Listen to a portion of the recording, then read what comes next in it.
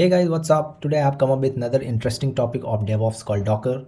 In this tutorial, I will tell you everything regarding Docker, the basics of Docker, what all the commands are used in Docker, and hands-on demo in the end. So stay tuned with me and follow my journey.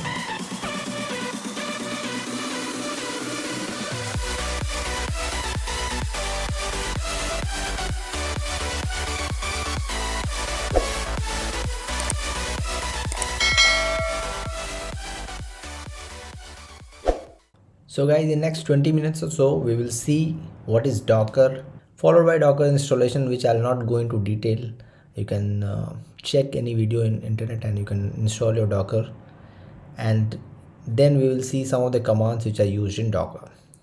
So guys, Docker, if we see, Docker is a set of platform as a service products, and it uses the OS level virtualization to deliver software in packages called containers. So it is a very useful tool in DevOps and are used extensively throughout all the companies as far as the software development is concerned. So you would be wondering that what is a container? So a container is a way to package your applications, and these container will have all the necessary dependencies and configurations already installed in it. So it's a portable artifacts and can be shared and moved easily. Okay, so it makes the deployment process more efficient and more easy. So that is all about the container. Now you would be wondering that where does the container live? So the container lives in the container repository, and this repository could be a public one or it could be a private one. Public one is available on internet. You can pull that image. How you have to do it, that I'll tell you. Whereas the private one is the repository of a company, of a particular company who has kept its own image in a private repository. So if you go to a Docker hub, if I just write here Docker hub. Alright guys, so this is Docker hub.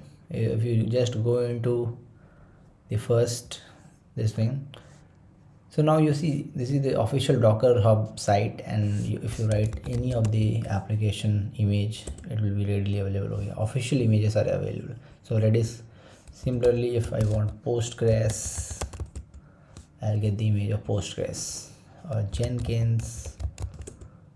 So these are the images which are available. If you just click and you copy the command and you open the terminal and paste this command, then what it will do, it will pull the image of Jenkins. So this Docker pull Jenkins means it will pull the image of Jenkins from Docker hub if it is not available in your local computer. If it is already available in your local machine, then it will not do. But if it is not, then it will just download it from the Docker hub. So that is all about the Docker pull Jenkins, this command. So moving on, now let's see how a container improves the development process. So to understand this, I'll just take an image and I'll let you know how it is done earlier when the Docker was not available. So during that time, what used to happen? Let's see.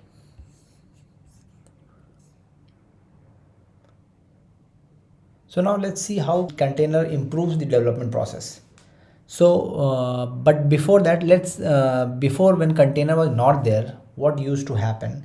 So developer will develop the application on various systems like Mac or Linux, and then for example, developing some of the JavaScript applications for which you need to install Postgres or Redis. So that needs to be done on each and every machines. So every developer in their team would have to install the binary of the service and then configure them in their own systems locally. And depending on the OS, the installation process will be different, and chances of something going wrong during the installation is always there. So this leads to issues between the developer and the operations team, and finally it used to create a very hassle amongst them.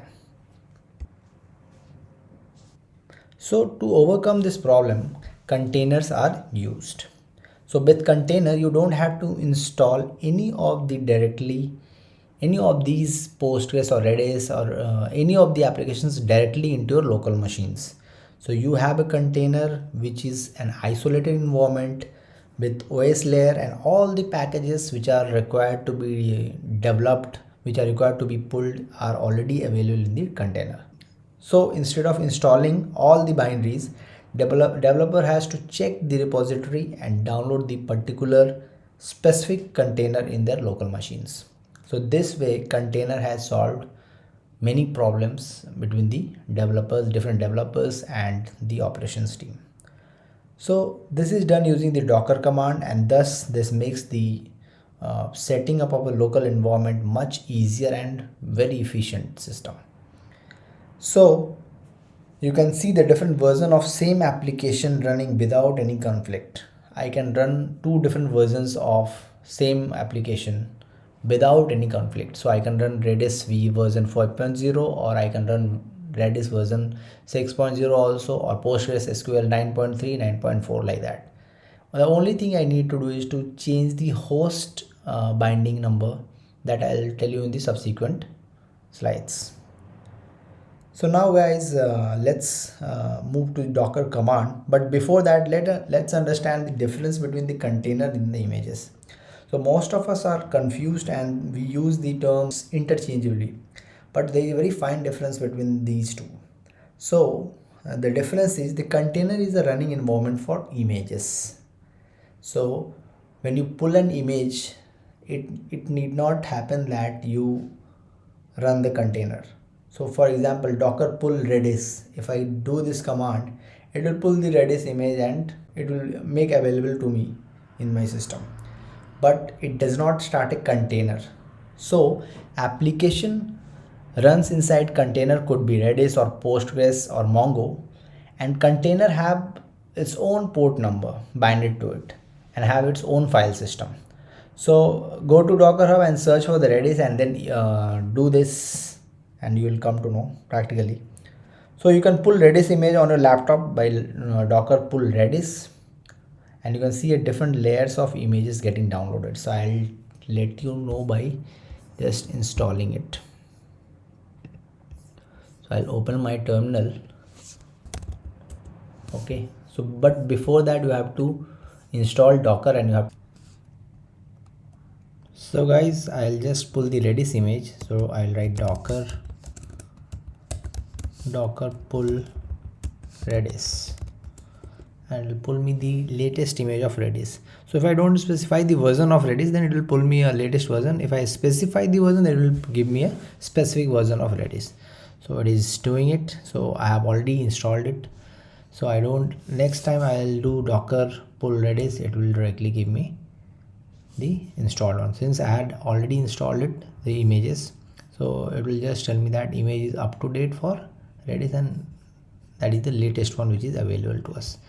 Now I'll write docker run Redis, and what it will do, it will initiate a container for me.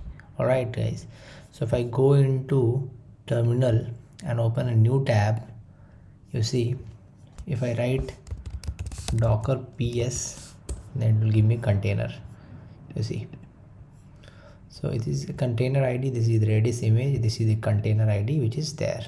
Earlier it was not there because I had not started the container, so I had just downloaded the images, but now the container has also started. Now I have this Redis image which is the latest one. What I'll do, I'll download the Redis, a particular version of Redis. So let's say docker pull Redis, and version, let's say 4.0. okay, so let's see. So it will download me the Redis version 4.0. So it will take some time in the beginning. So yeah, so pulling from library Redis, pulling fs layer, you see. So the different layers of the Redis version 4.0 is being downloaded. Now I have both the images 4.0 and latest version, whichever it is. Okay, so now if I say docker images, and you see Redis, this is latest and it is 4.0. Alright guys, now if I say docker ps, it will give me only Redis latest one, because I have not started the container of the 4.0. So what I will do, I will write docker run Redis and then specify the version 4.0.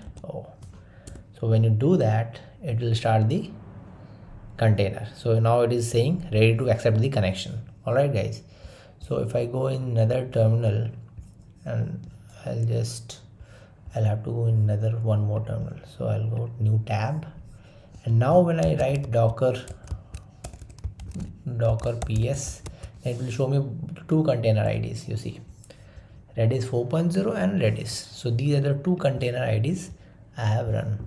You can see this. Now this port number, both are at port number 6379 TCP. So now what I have to do to avoid the conflict between 4.0 and Redis latest, I'll have to specify the host name of my local machine.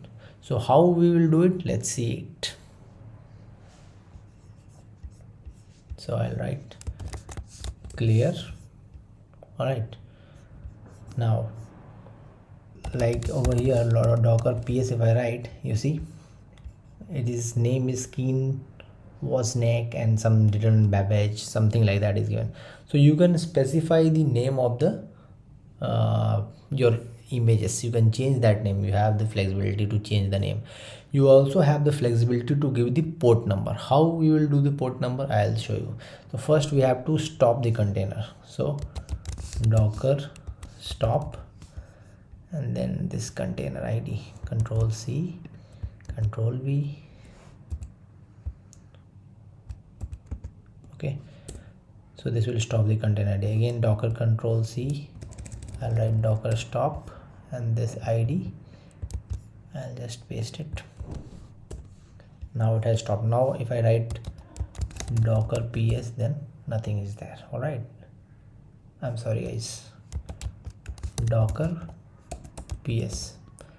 So there is no image right now, which is there is no container which is running right now. All right guys, so we'll see how we can specify the port number. So for that you write docker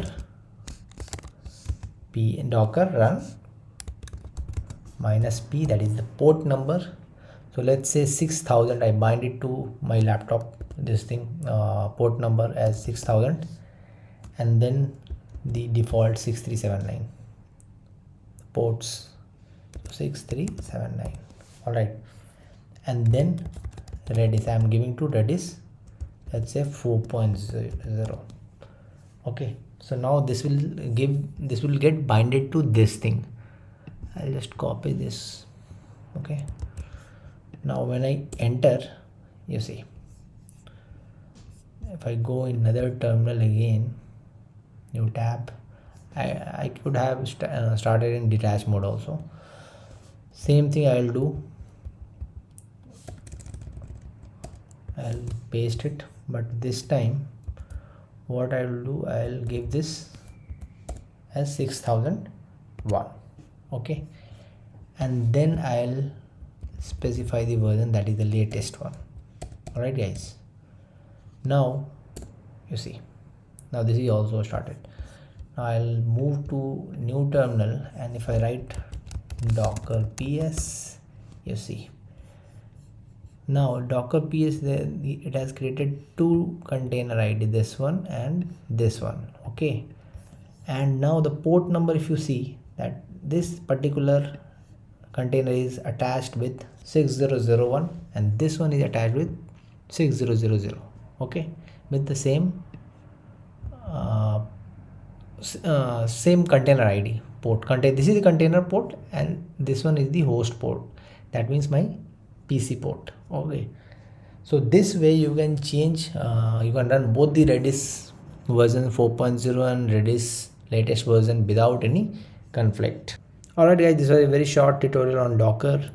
wherein I have told you the basics of Docker, and next tutorial, next upcoming videos, I will come up with hands-on demo on Docker, wherein I'll use a JavaScript application to connect it with a database called MongoDB, and all hands-on demo I will show it in my next tutorial. So till the time, you take care. I'm signing off. Good day.